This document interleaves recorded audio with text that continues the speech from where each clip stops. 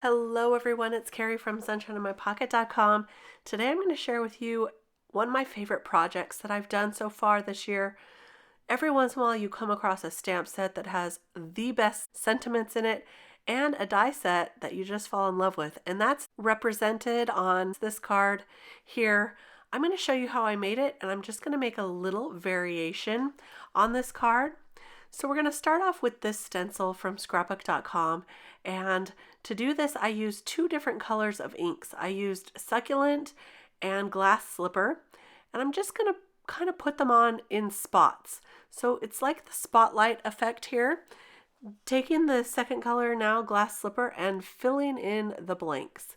And what you get when you finish this is a really fun multicolored panel. You can really use any colors you want, but look at this blue and this green together.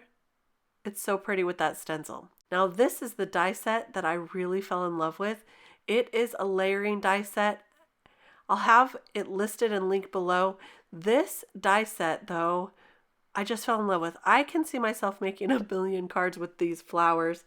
This is a beautiful layering anemone flower, and I did not have a bunch of different colored cardstocks in the colors that I wanted, so I didn't let that stop me. Instead, I took these same inks that I used before, and I'm going to ink up some of the items here. For the leaves, I'm starting with the Succulent, and then I'm going to go in with a darker color. I think this one is Pine, if I'm remembering correctly. And I'm just going to go around the edges with this one. I want to make this pop right off that background, so I'm making sure to give it a good inking because look, now it's going to really pop on that background. For the flowers petals themselves, I'm going to use three different shades of blue. This is from the scrapbook.com ink collection. I'm starting with the sky blue, and then for the middle layer I'll go in with the Lagoon blue, and then the darkest layer is going to be that dark color right there, which is the Coastal Storm. And these blues are my favorite blue colors. So pretty. They really worked out well for this flower also. So you can see that they just kind of graduate in color, a little bit darker on this middle color, and then the dark color is a much deeper shade. So they work so well. This is the last layer now here with the darkest color, and you can see that it's very, very easy to blend these colors on. I start off the paper and then I work my way onto the paper with the color, and that way you make sure that you get a beautiful inked cardstock instead of those splotches.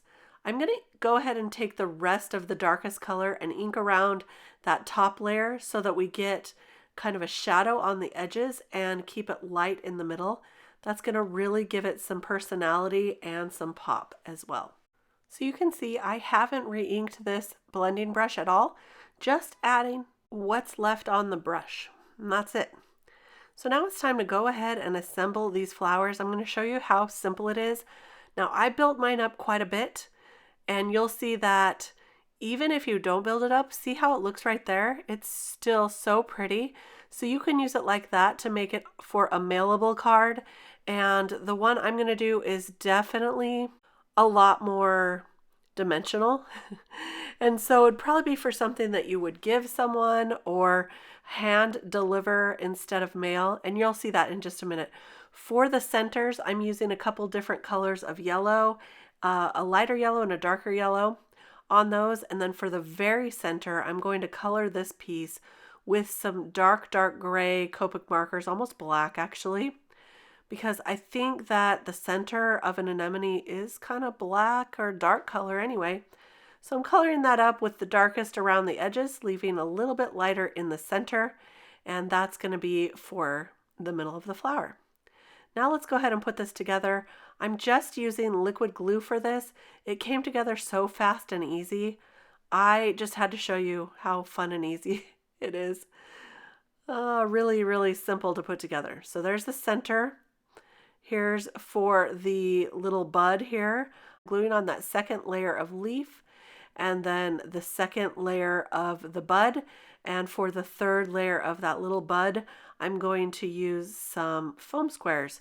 from scrapbookcom. These are the small size, and these work really well for this size of a die. So I just used that one right there and added that right to the top, and I'm just going to kind of assemble that like that. Look at how dimensional and pretty that is. Now for this flower, I'm going to do the same thing using some foam squares on each of the layers, but before I put it together, I'm going to kind of coax the edges of the flower up so that they curl up just a little bit. This is going to make it look like a real flower. I mean, as real as you can get with paper, I guess. But curling up those edges, I think, makes a big difference. So then I'm going to do that to this last layer, or the top layer of the petals as well. Add a foam square to the center and pop that up. So this is now a couple layers of foam. I'll put the middle of the flower right inside with some liquid adhesive. And now we're ready to put this on the panel. This is pretty much how I'm going to arrange it. Before I add that though, I'm going to add the sentiment from Feel Better Sentiments 1 from scrapbook.com. I used that first one on the first card that I showed you. It says, wishing you good days ahead. For the second card, I'm going to use another sentiment. I'm going to use here for you, you're not alone. So because of that, I'm going to rearrange the direction of the card so I have enough room to put those sentiments. And as I'm looking at this, I'm realizing this could be from the Feel Better Sentiments 2 set. So I will link the right one below. I might have gotten them mixed up because I got both of them and they all have really great sentiments. So I love them. I've used almost all of them already. And when I find a sentiment set that I really love all the sentiments, I get really excited and a little giddy because I'm going to be using this a lot. I can tell, and it's very encouraging. So just wanted to put that in there. I love a good set that I can use everything on it. I'm gluing all these down. And another side note for this card, I did end up mailing this card, but I mailed it in a box. And so because of that, it had enough room for the flower. It didn't get smushed in the mail. So just so you know, you also have that option. So there we go. Just added those to a top folding card base. It's a 110-pound card base. And those are our cards for today. They came together pretty quickly, and I just love those flowers with the inking on them.